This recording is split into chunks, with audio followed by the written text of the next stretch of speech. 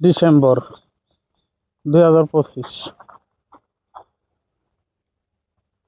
আজকের শীত, এত পরিমাণে শীত যে বলার বাহিরে।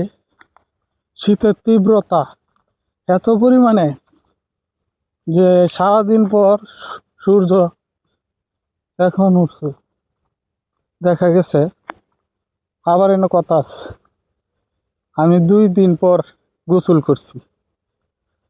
শীতের দিন তাও গোসল করার মনই চায় না।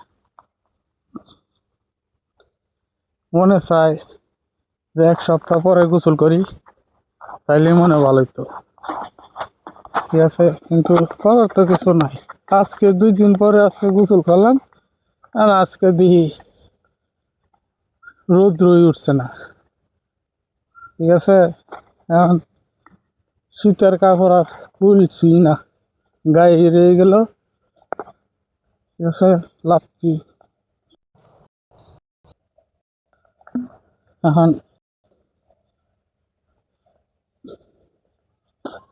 শীতের শীতের যে পৌষ মাস, শীতের যে একটা তীব্রতা, এটা শুনে বোঝা যাইতেছে পৌষ মাস চলে আসছে। কালকে পিঠা খাইলাম, শীতের পিঠা, দুধ সিদ্ধ পিঠা বলে। আর আপনার বাফা পিঠা ভালোই লাগছে। শীতের মধ্যে খাবারও মনে চায় না,